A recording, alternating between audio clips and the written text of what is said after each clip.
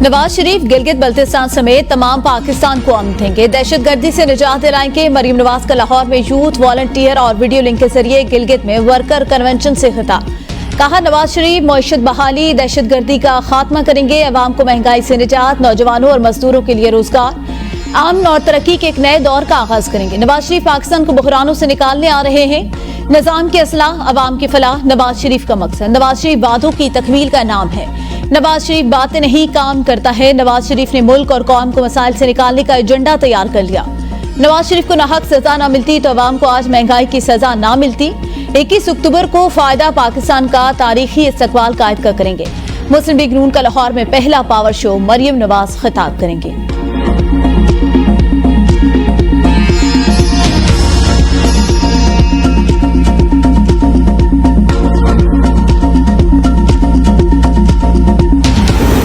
MQM आज कराची में power show का मुजाहिरा करेगी। मलीर सऊदाबाद में जलसे की तैयारियां मुकम्मल। जलसे से डॉक्टर खालिद मकबूल सिद्दीकी, मुस्तफा कमाल, फारूक सत्तार और दीगर रहनुमा खिताब करेंगे।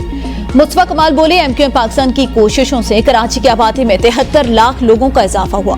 हम अवामी मसाइल के हल के लिए दिन रात कोशां हैं।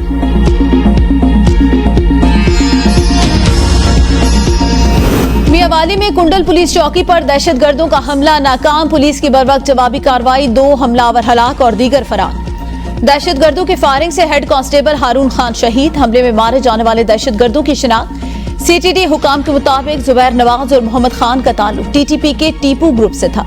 जुबैर नवाज लेकी मरवत के टीटीपी अमीर अरशद नवाज का भाई। दोनों पंजाब में फिरका वाराना कत्ल, भत्ताखोरी और संगीन जराइम में मतलूब थे।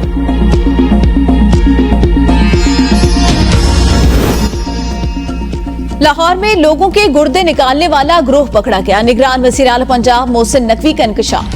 बोले, गुर्दों की गैर कानूनी पेवंदकारी में डॉक्टर फवाद मुलव्विस हैं। उन्होंने तस्लीम किया लोगों के गैर कानूनी ऑपरेशन किए। 328 लोगों के गुर्दे निकाल दिए गए।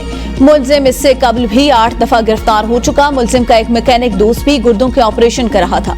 डॉक्टर फवाद के खिलाफ कानूनी कार्रवाई की जाएगी।